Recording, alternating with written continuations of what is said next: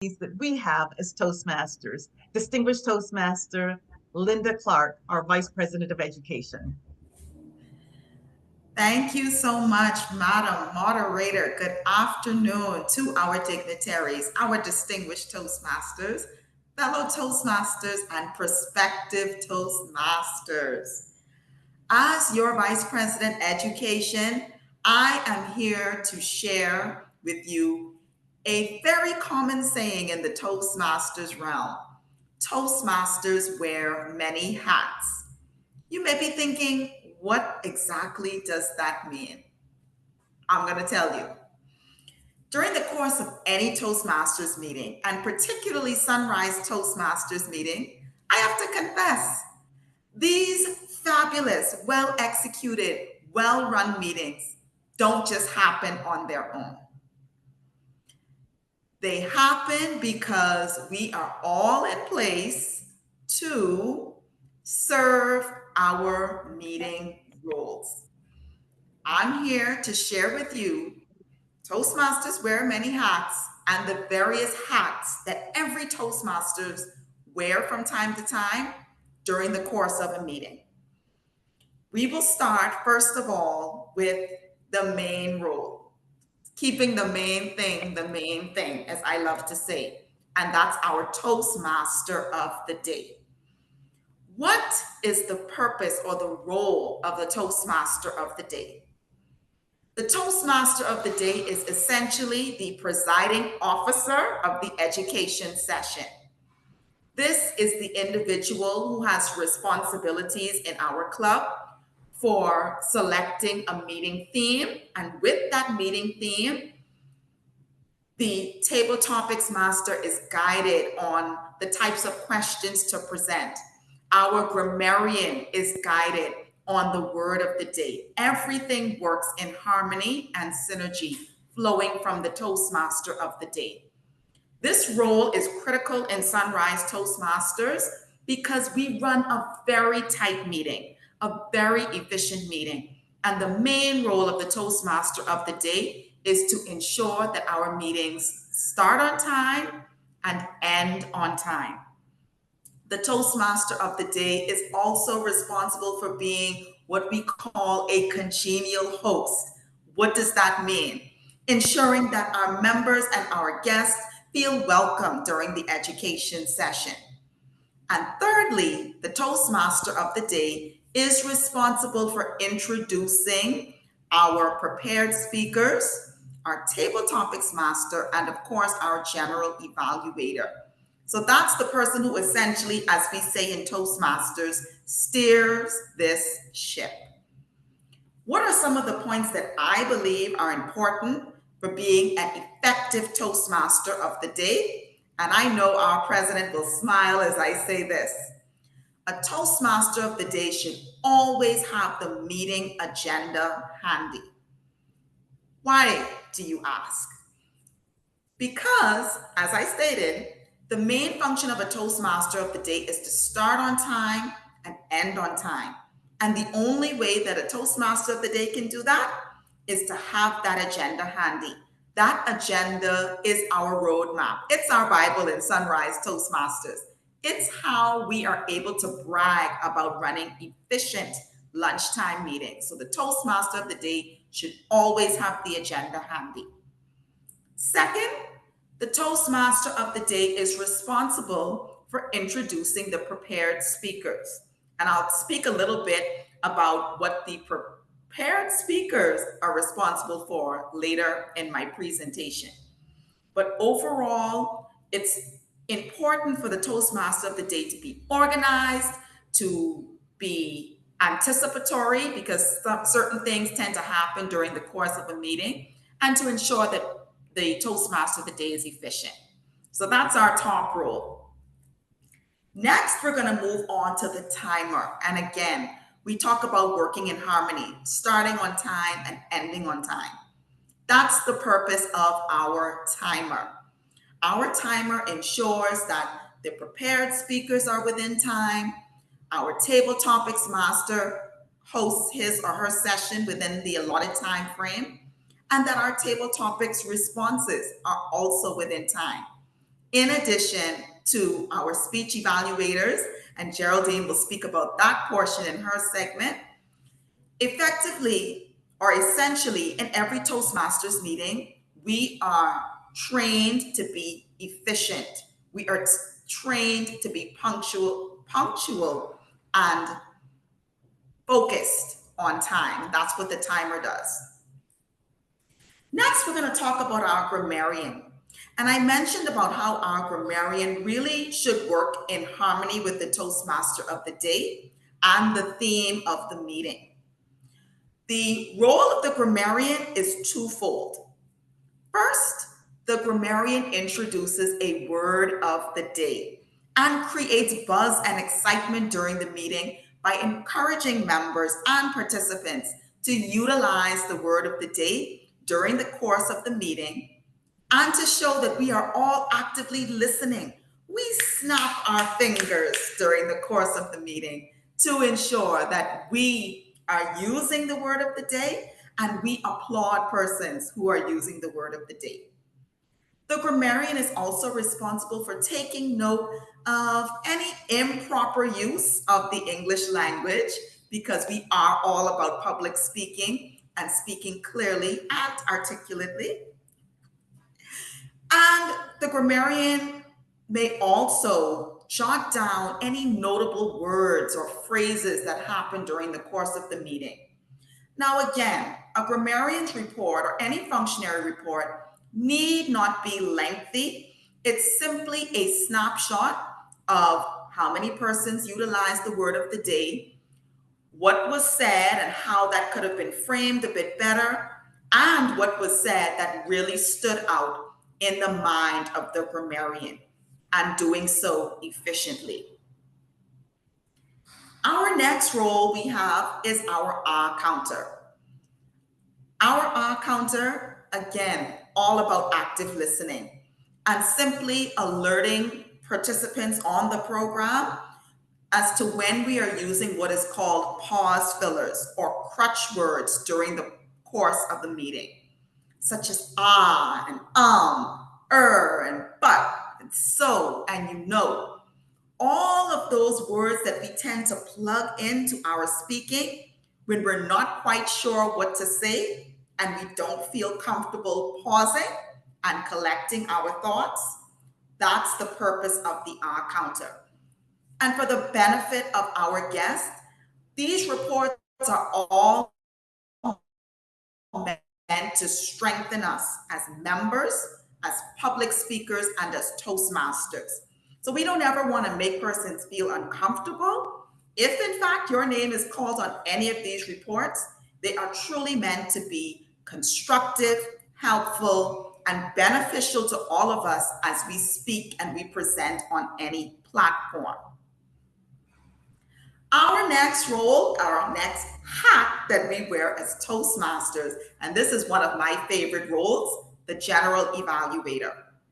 Evaluation is so critical in Toastmasters, and we cannot host a Toastmasters meeting without having evaluations.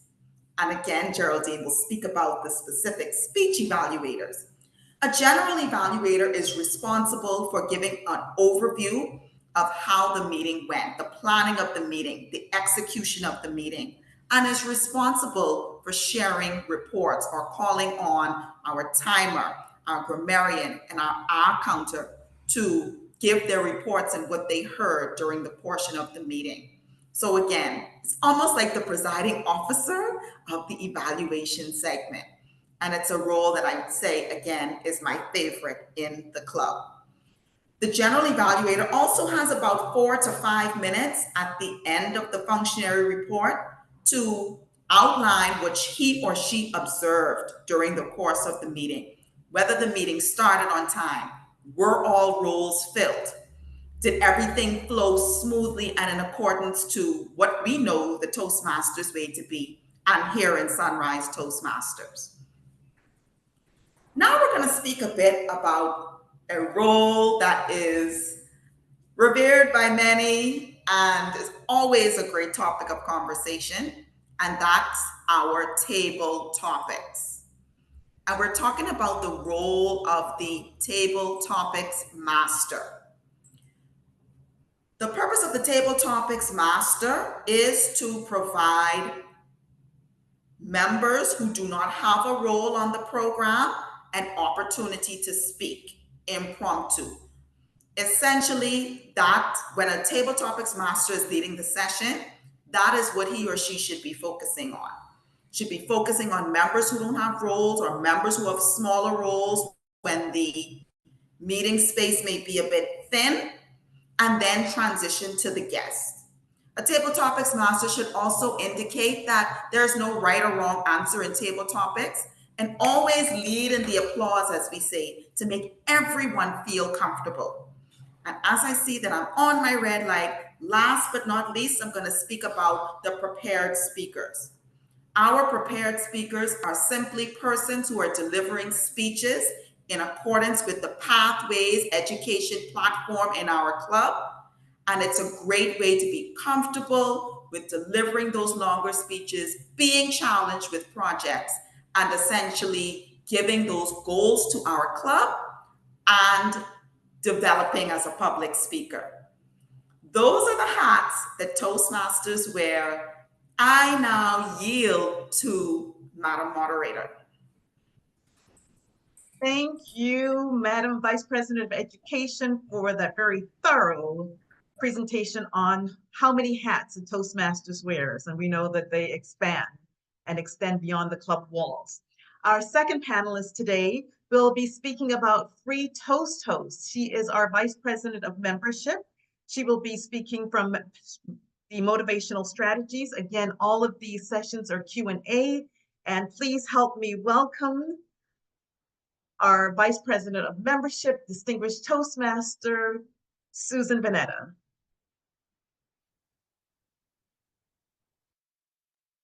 Thank you, Madam Moderator. I am excited today to be presenting on our club website. Some of you may know it as Free Toast Host.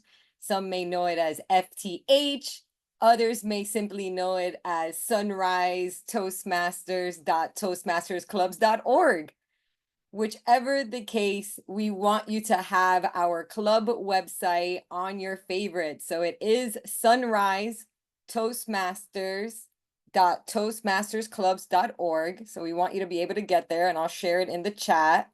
I also want to teach you how to log in, because some of you may have not logged in before. So when you're logging in, you're going to click on member login, and then you're going to enter your email, your name, or your username. Now, some of you may save your name in a platform. Make sure if you save it, you still need to populate it and actually hit this gray box that says your name and then enter the password. If you've never created a password before, you would leave this item blank and hit authenticate login. That'll send you an email to send you how to set up your password. Whether you've set it up before and you don't recall it, that'd be another reason to do it that way. Or it's the first time you're logging onto the system and you need to create your password with Sunrise. So once you're logged in, the first thing I want to talk about today is creating your profile. You have two options with the profile. You can either make it private, where only us members can see your profile, or you can actually make that profile public and viewable to all.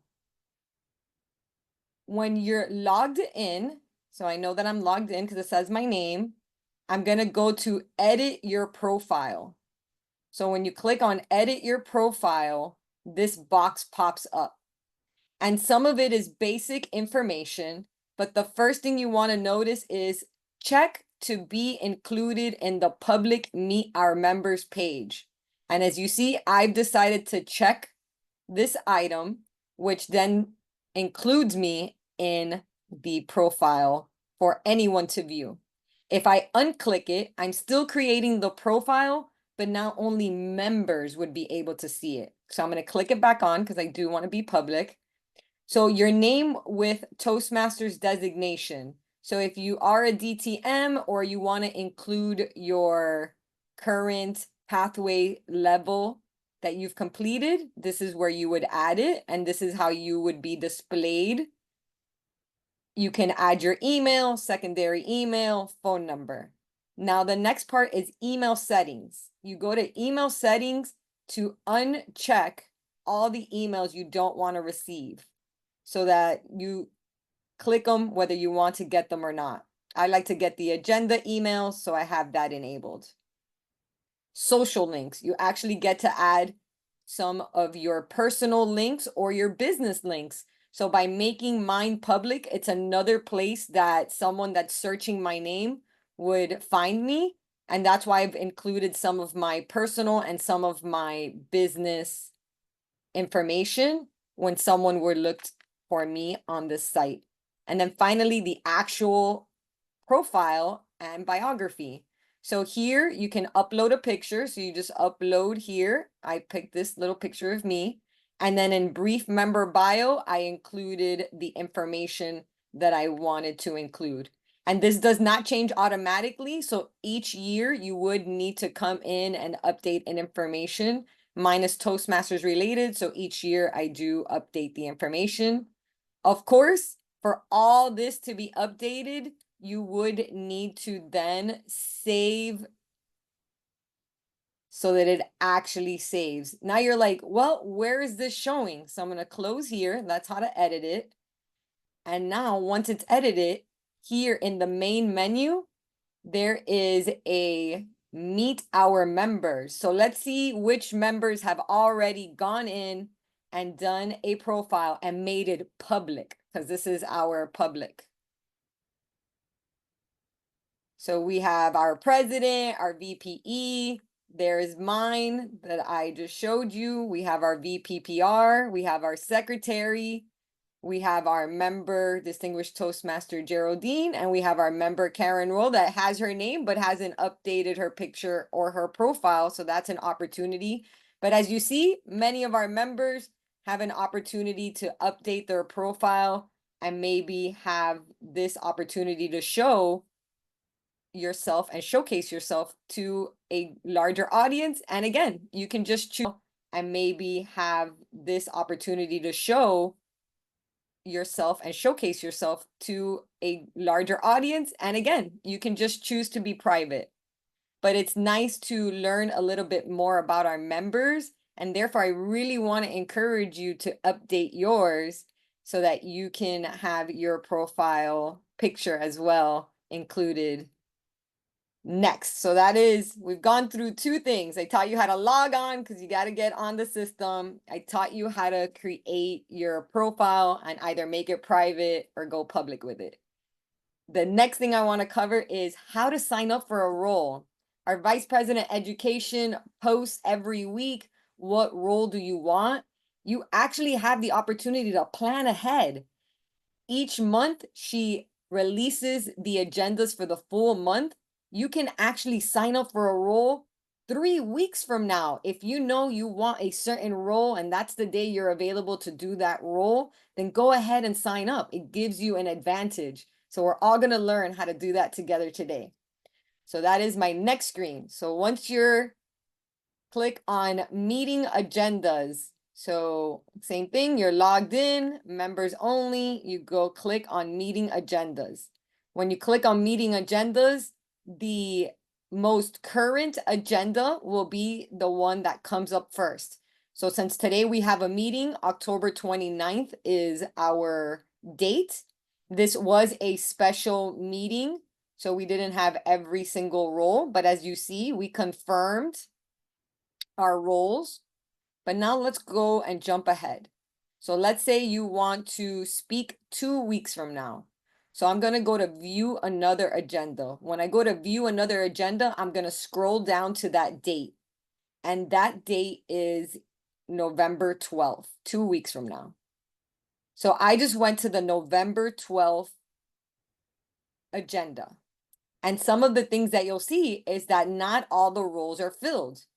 So therefore, any open role that is available, I can hit sign up. When I hit sign up, I have two options. I can either confirm that I really want this role for that week, or oops, I changed my mind. That's not the role I wanted. And then I would X here. And let's say that you confirmed, but later on you did have to go back. That option, if you see here, speaker confirmed, but you still see the little X available to cancel a role if for any reason you cannot make it. And one of the things that I want to emphasize is, let's say you did sign up for a role and now you did change your mind.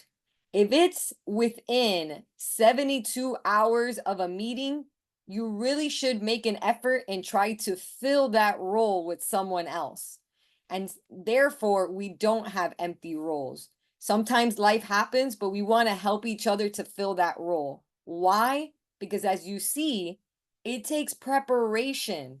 And when you prepare for something weeks ahead, you are not giving that next person maybe as much preparation time, and life does happen, but the more time we can give someone to prepare, that's a gift to a very effective meeting as well.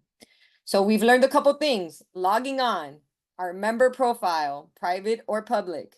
We signed up for a role. We went ahead and signed up for a future role. We confirmed it, or we changed our mind and we deleted it. So the last thing I want to cover is some advanced features. So we have 2 advanced features that you're going to learn about today.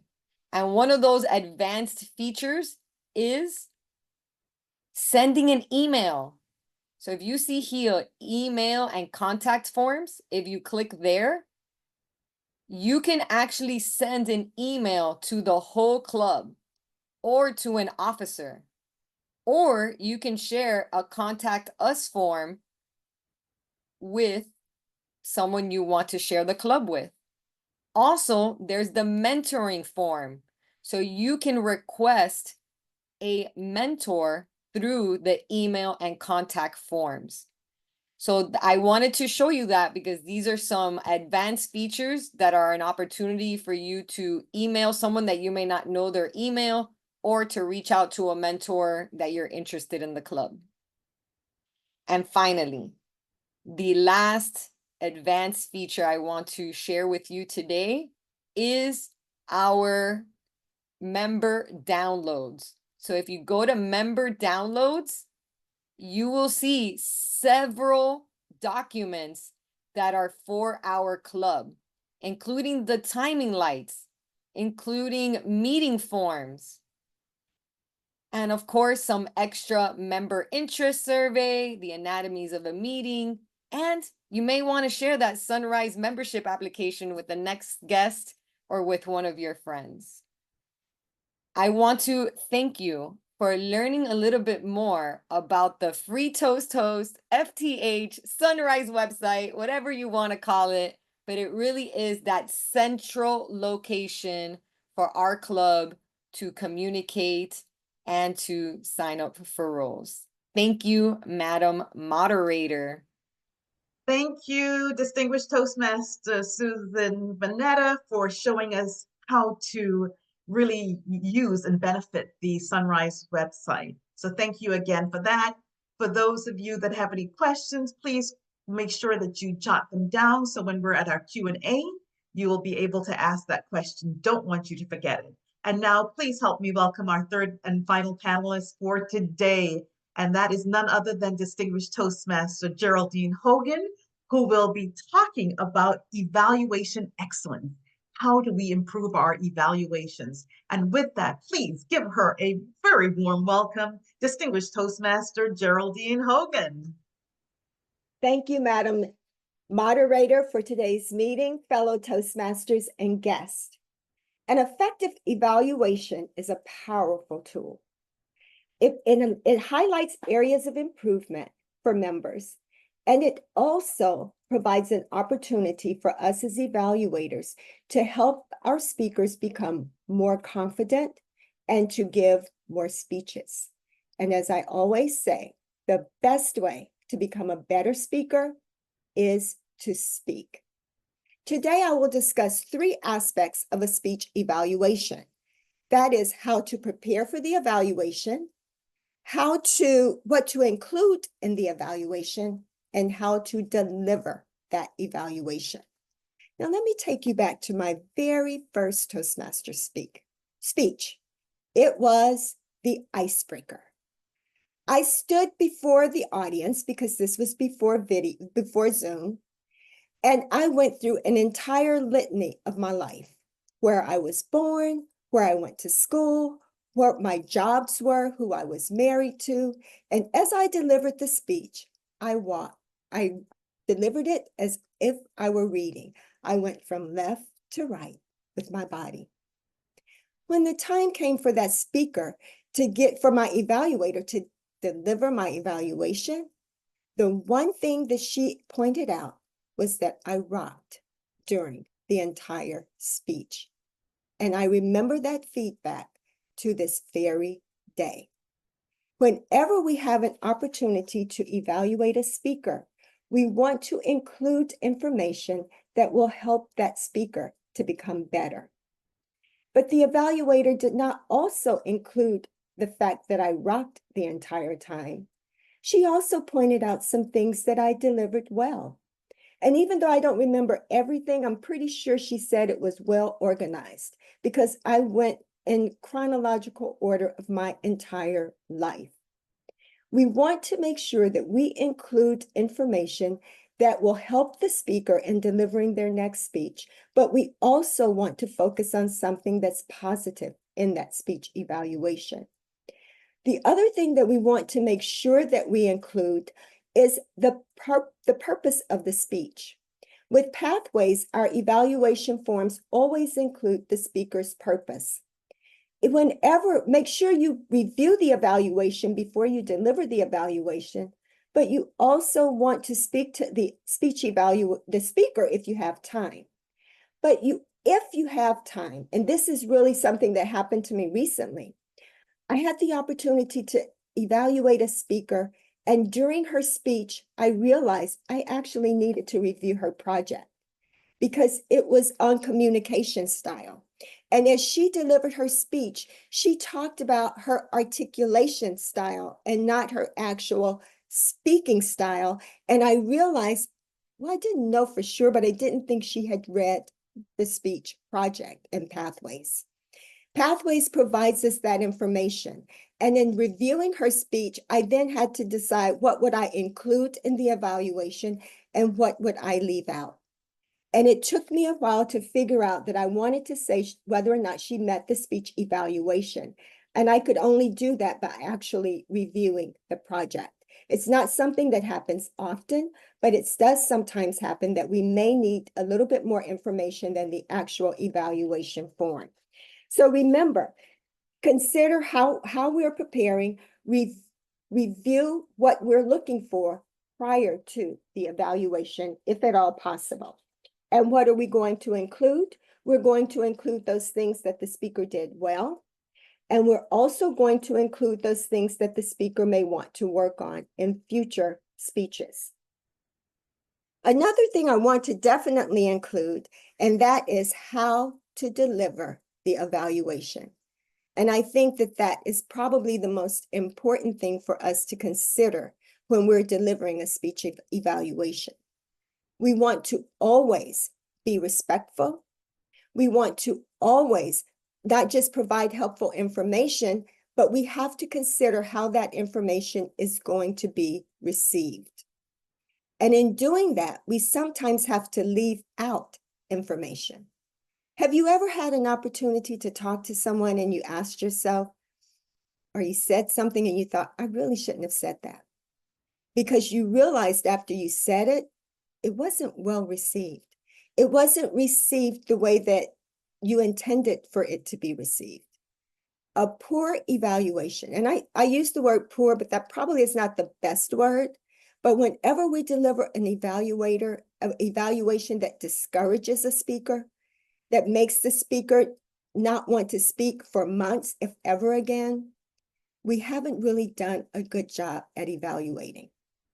Oftentimes I hear new members say that they don't really want to give a speech evaluation because they don't feel confident or they don't feel that they are competent to deliver that speech evaluation. However, if we remember that we want to deliver positive feedback, but we also want to remember that all of us can deliver a speech evaluation because we've had the opportunity to listen to that speech. We know what we heard and how it impacted us. And we can deliver that information to the speaker if we remember that we want to remain positive. So just try to look for those things that are positive and provide that positive feedback.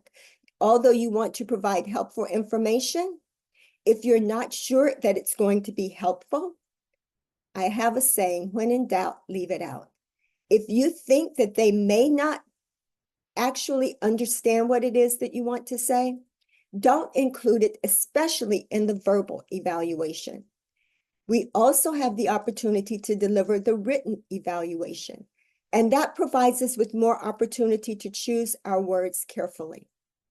We can then take a moment to either run what we're getting ready to say by another Toastmaster to see whether or not if they understand what it is that we're trying to say before we deliver the written evaluation.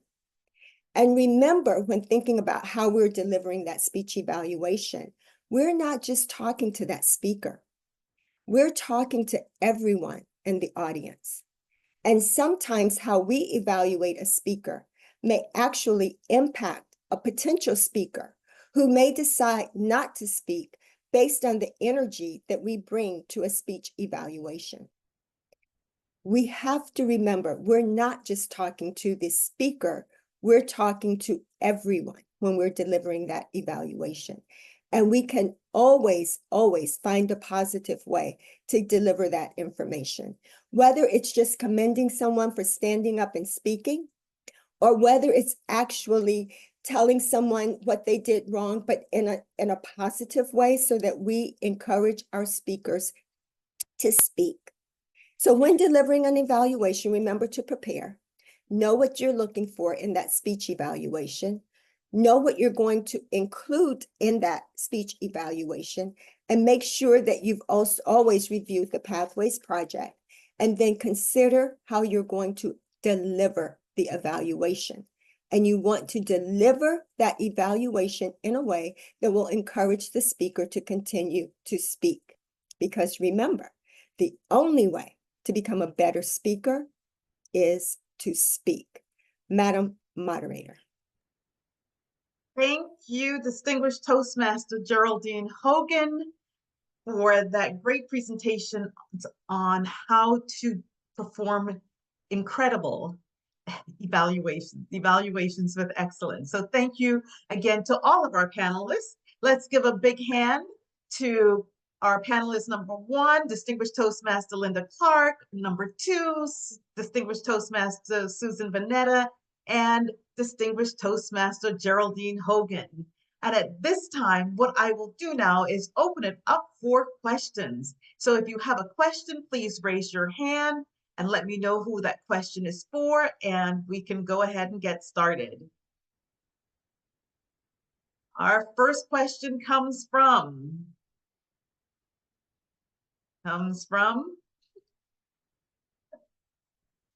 distinguished Toastmaster Sarah Bruno. Where did I get Susan from? Susan and Sarah. I'll Right. be Susan Bruno. I'm sorry I'm off camera today, but my question goes for DTM Geraldine. So evaluation, like you just said, it's an art, right? You have to listen, you have to give the feedback and give it in a proper way. So if someone hasn't been evaluated for a while or is new to evaluation and they have some concerns, so who do you think they should reach out to? Or should they be speaking with their mentors, our vice president of membership? Because at the end of the day, like you mentioned, even though we want to provide feedback, but the delivery also can make you or break you, right? Like you gave that example of that person who was kind of harsh with their feedback, and as a result, this is how you felt. And the other question I have to is, like, I know you said you don't want that person to evaluate you, but sometimes we do have an agenda. You sign up as a speaker, and let's say that person would have just signed up to be your evaluator. So how do you deal with that?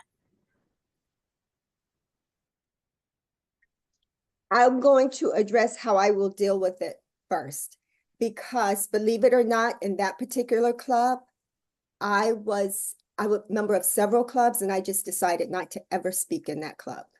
So that's how I dealt with it. Unfortunately, many of us don't have that option. I had the option because I felt that strongly about how I felt. With regard to what to do if we're not sure how to deliver, and I'll say something else about that in a second. But if we're not sure how to deliver the evaluation, you can reach out to our VP of Education. You could reach out to the actual speaker himself or herself to see what it is that they want you to look for in the evaluation, or you can reach out to your mentor. So there are several people in the club that you can reach out to if you have questions about how to deliver an effective evaluation, if it's been a while since you've delivered that evaluation. And I'm going to go back to the decision that I made not to speak in a particular club, although I attended the meetings. The other thing I would say is we do have to toughen up our skin, and we sometimes do have to develop the ability to listen to that harsh feedback and not take it personal. Thank you for that question. Thank you. Thank you, Distinguished Toastmaster Sarah Bruno. I see we have a question from oh, that's not a question. That is a congratulations. Thank you. Toastmaster Kalpana, I saw you had a question come up in the chat. Would you like to open your mic and ask the question?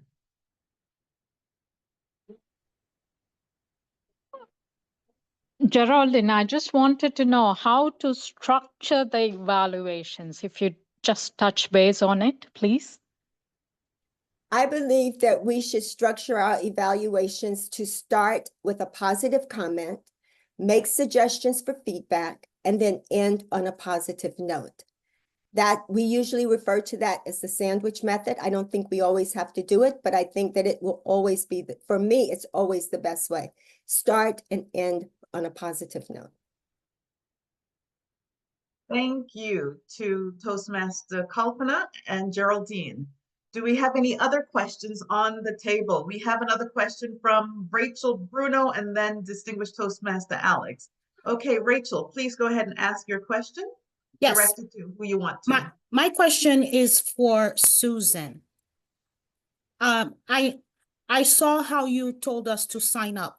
What if I already sign up and I want to update my profile, put my picture, be visible, etc.? How do I do that? Thank you, Toastmaster Rachel. It's the same process, whether it was the first time. My profile was already there. So when you saw me pull it up, it was already there and I was able to edit. As long as you're hitting that save button, that's what's updating the information to anything new that you've added. Thank you for your question. Thank you, Rachel. Thank you, Susan. And now we have a question from Distinguished Toastmaster Alex. Please go ahead and unmic yourself, direct your question. Toastmaster Geraldine, in your presentation, you consistently referred to evaluating the speaker. Are we evaluating the speaker or are we evaluating the speech? Thank you for that question, Alex. We are evaluating the speech, not the speaker. And I'm glad that you asked that question because I was reminded in preparing for this. One time there was a speech evaluator who commented on how the speaker was dressed. He was not dressed very professionally and he was offended by that comment. I think we need to limit our comments as evaluators to the actual speech itself. What did the speaker include that was valuable or a benefit in that speech, not that speaker? And it's kind of a tough line because we're always looking for vocal variety, hand gestures, body language, and content. but everything should go back to the speech as it was delivered. So if we're going to make a comment about the speaker in terms of whether or not he or she used vocal variety, you can direct that comment to the speech itself. When they said something excited, I could hear in their voice that they were actually excited or they were sad. Or if they said something that was actually sad, but they looked happy, you can say, consider when you're talking about something that's really sad that you show it in your facial expressions. So even though we're talking about the speaker himself or herself, we're actually referring to the actual speech that was delivered. So we are always evaluating the speaker. The speech. I'm sorry, the speech. We're evaluating the speech, not the speaker. Thank you so much for that question. Thank you both. And we have one final question on the table before we begin our adjournment. Please unmute yourself, Susie, and ask your question. Yes, thank you. This question, I believe, is going to go out to distinguished Toastmaster Susan. I know that you touched on how to request a mentor. And my question is there a list of members that are active mentors or willing to mentor? Thank you, Toastmaster Susie. Actually, through that system, you could request anyone that you're interested in. So if there is someone in the club that you're interested in, that would send an email to our Vice President Education, which would then coordinate to see if it's a good match or there is availability. Therefore, just you putting it out there that you want a mentor, whether that person is available or not, I think is important for all of us to have a mentor. And sometimes you can have more than one mentor. And what I mean by that, let's say the person can't take on a full mentorship, but is available once every month to meet with you for half an hour. That's a type of mentorship. So with this system, it really gives the opportunity to advise the VPE of the need and the desire. But then what it also does is if it's connected, the mentor would receive any information on that you sign up for. So any agenda items you sign up, you would get the notice. So thank you, Thank Toastmaster you. Susie, for your question. Thank And you. thank you to you both for that. And with that, I want to say again, let's give our panelists a round of applause. Thank you to all of the members that asked questions. I would like to at this time ask Joy if she wants to provide some feedback on her thoughts. If you could just give us 30 seconds of your thoughts on today's meeting. And Joy, there we go. Good afternoon, everyone. No, I thought it was a great informational. I learned a lot. Obviously, I didn't know much of what was presented, and so it was a lot to learn and digest, and just even be in the space. So, yeah, thank you. Well, thank you for being here. Like I said before, please come back for a regular meeting. This here was just a special meeting. And so thank you for being here. I see we have a visiting Toastmaster, Randolph Morton. Not sure if you would like to unmute yourself and provide 30 seconds of feedback. Hello. Hello, Thank you we can very hear you. much. I was happy to be able to join. I learned a lot. It was a great meeting, and I thank you very much. Thank you for joining us. Please feel free to come back next week. We also have our Vice President of Membership, Susan Vanetta, Distinguished Toastmaster Susan Vanetta, who was our second panelist today.